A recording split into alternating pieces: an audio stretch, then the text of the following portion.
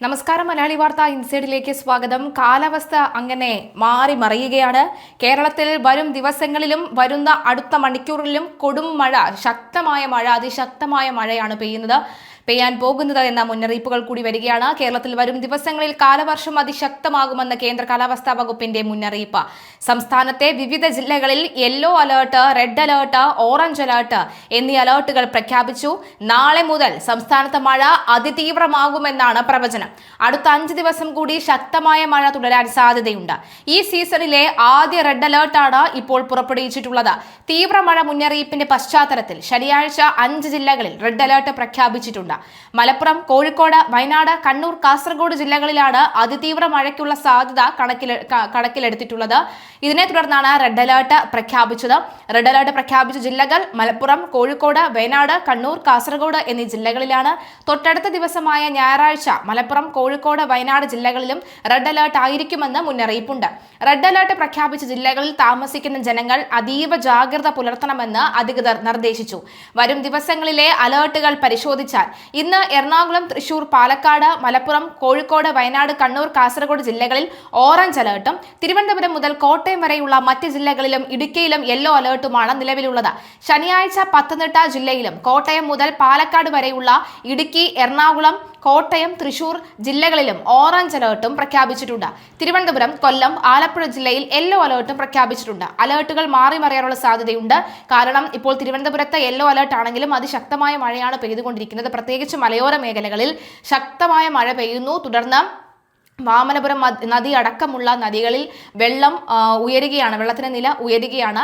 ഞായറാഴ്ച തൃശൂർ, പാലക്കാട്, കണ്ണൂർ, കാസർഗോഡ് ജില്ലകളിൽ ഓറഞ്ച് അലേർട്ടും തിരുവനന്തപുരം മുതൽ എറണാകുളം വരെയുള്ള മറ്റ് ജില്ലകളിൽ യെല്ലോ അലേർട്ടും ആയിരിക്കും. തുടർന്ന് തിങ്കളാഴ്ച കോഴിക്കോട് മുതൽ കാസർഗോഡ് വരെയും പത്തനംതിട്ട മുതൽ പാലക്കാട് വരെയും യെല്ലോ അലേർട്ട് പ്രഖ്യാപിച്ചിട്ടുണ്ട്. ചൊവ്വാഴ്ചയും തിരുവനന്തപുരം, കൊല്ലം, പത്തനംതിട്ട, ആലപ്പുഴ, കോട്ടയം ജില്ലകളിൽ ശക്തമായ മഴയ്ക്ക് സാധ്യതയുണ്ടെന്നാണ് കാലാവസ്ഥാ വകുപ്പിന്റെ കണക്കുകൂട്ടൽ. കനത്ത മഴയ്ക്കൊപ്പം സംസ്ഥാനത്തിന്റെ വിവിധ ഭാഗങ്ങളിൽ ശക്തമായ കാറ്റും നാശനഷ്ടങ്ങളും റിപ്പോർട്ട് ചെയ്തിട്ടുണ്ട്. കോട്ടയം അമഞ്ചേരിയിൽ കനത്ത മഴയെ തുടർന്ന് വീടിന്റെ മേൽക്കൂര ഇടിഞ്ഞു വീണ് അപകടമുണ്ടായി. കാഞ്ഞിരങ്കാലയിൽ ബിനോയ് മാത്യുവിന്റെ വീടാണ് തകർന്നത്. അപകടത്തിൽ ബിനോയുടെ ഭാര്യ ടിനു, മക്കളായ എബിൾ, ബ്രയാൻ എന്നിവരുൾപ്പെടെ വീട്ടിലുണ്ടായിരുന്ന 3 പേർക്ക് പരിക്കേറ്റു. വെളുപ്പിനെ ഉണ്ടായ ഈ അപകടത്തിൽ പരിക്കേറ്റവരെ തെള്ളത്തെ സ്വകാര്യ ആശുപത്രിയിൽ പ്രവേശിപ്പിച്ചു. ആരുടെയും പരിക്ക് ഗുരുതരമല്ലെന്നാണ് ലഭിക്കുന്ന വിവരം. കോഴിക്കോട് നഗരത്തിൽ രാവിലെ 10 മണിയോടെ കനത്ത കാറ്റാണ് അനുഭവപ്പെട്ടത്. പലയിടങ്ങളിലും മരങ്ങൾ കടപുഴകി വീണു. ഈ കിഡ്സൺ കോർണറിൽ LIC ഓഫീസിന് പുറകിലേക്ക് മരം മുറിഞ്ഞു വീണതും പരക്കെ പരിഭ്രാന്തി പരത്തി. മഴ ശക്തമായതോടുകൂടി കേന്ദ്ര കാലാവസ്ഥാ കമ്മീഷൻ സംസ്ഥാനത്ത് പ്രളയ സാധ്യതാ മുന്നറിയിപ്പും പുറപ്പെടുവിച്ചിട്ടുണ്ട്. തിരുവനന്തപുരത്തെ കരമനയാറ്റിലും, അതായത് വെള്ളക്കടവ് സ്റ്റേഷൻ, പത്തനംതിട്ടയിലെ മണിമലയാറ്റിലുമാണ് കല്ലൂപ്പാറ സ്റ്റേഷൻ ജലനിരപ്പ് ഉയർന്നതിനെ തുടർന്ന് യെല്ലോ അലേർട്ട് പ്രഖ്യാപിച്ചത്. ഈ നദികളിൽ ഒരു കാരണവശാലും ആരും ഇറങ്ങരുതെന്ന് കർശന നിർദ്ദേശം നൽകിയിട്ടുണ്ട്. നദീതീരത്തോട് ചേർന്ന് താമസിക്കുന്നവർ അതീവ ജാഗ്രത പാലിക്കണമെന്നും സുരക്ഷിത സ്ഥാനങ്ങളിലേക്ക് മാറാൻ തയ്യാറാകണമെന്നും അധികൃതർ മുന്നറിയിപ്പിൽ വ്യക്തമാകുന്നു.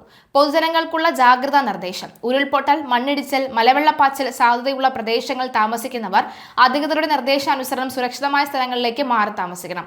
നദിക്കരകൾ, അണക്കെട്ടുകളുടെ കീഴ്പ്രദേശങ്ങൾ എന്നിവിടങ്ങളിൽ താമസിക്കുന്നവരും അപകട സാധ്യത മുൻകൂട്ടി കണ്ട് അധികൃതരുടെ നിർദ്ദേശാനുസരണം മാറി താമസിക്കേണ്ടതാണ്.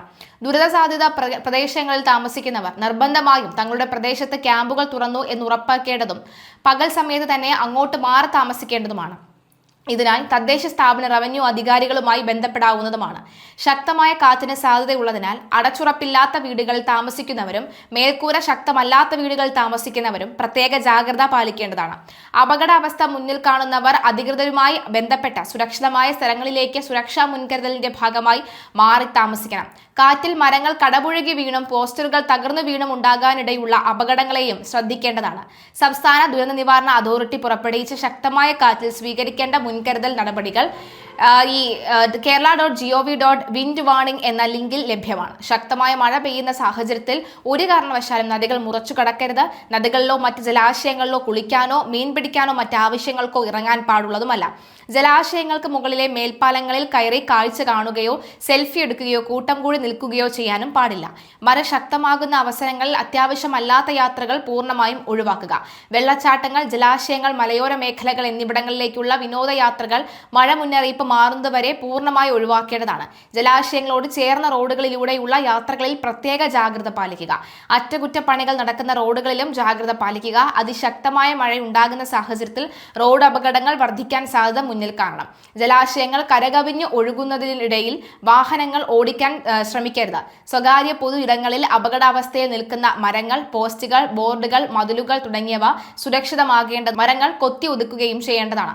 അപകടാവസ്ഥകൾ അധികൃതരുടെ ശ്രദ്ധയിൽപ്പെടുത്തേണ്ടതാണ്. ദുരന്ത സാധ്യത മേഖലയിലുള്ളവർ ഒരു എമർജൻസി കിറ്റ് അടിയന്തരമായി തന്നെ തയ്യാറാക്കേണ്ടതാണ്. എന്തായാലും നിലവിലെ സാഹചര്യത്തിൽ താലൂക്കിലടക്കം നിരവധി ഇടങ്ങളിൽ കേരളത്തിലെ എല്ലാ ജില്ലകളിലും 24/7 അതായത് 24 മണിക്കൂറും പ്രവർത്തിക്കുന്ന താലൂക്ക് ജില്ലാ കൺട്രോൾ റൂമുകളുണ്ട്.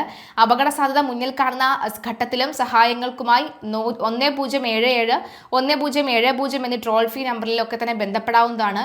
ഓറഞ്ച്, യെല്ലോ അലർട്ടുകൾ പ്രഖ്യാപിച്ച ജില്ലകൾ എങ്ങനെയാണ് മുന്നൊരുക്കങ്ങൾ നടത്തേണ്ടത് എന്നും ഏത് തരത്തിലാണ് അലർട്ടുകളെ മനസ്സിലാക്കേണ്ടതെന്നും സംസ്ഥാന ദുരന്ത നിവാരണ അതോറിറ്റിയുടെ ഓറഞ്ച് പുസ്തകം 2025 വിശദീകരിക്കുന്നുണ്ട്. അത് kerala.gov.orange book of disaster എന്ന ലിങ്കിൽ ലഭ്യമാണ്. കേന്ദ്ര കാലാവസ്ഥാ വകുപ്പ് മുന്നറിയിപ്പിൽ മാറ്റങ്ങൾ വരുത്തുന്നതിനനുസരിച്ച് അലർട്ടുകളിൽ മാറ്റം വരുന്നതാണ് എന്നാണ് വ്യക്തമാകുന്നത്. ദുരന്ത നിവാരണ അതോറിറ്റിയുടെ ഫേസ്ബുക്ക്, ട്വിറ്റർ പേജുകളും പരിശോധിക്കേണ്ടതാണ്. എന്തായാലും നിലവിലെ സാഹചര്യത്തിൽ വരുന്ന മണിക്കൂറിൽ അതിശക്തമായ മഴയാണ് പെയ്യാൻ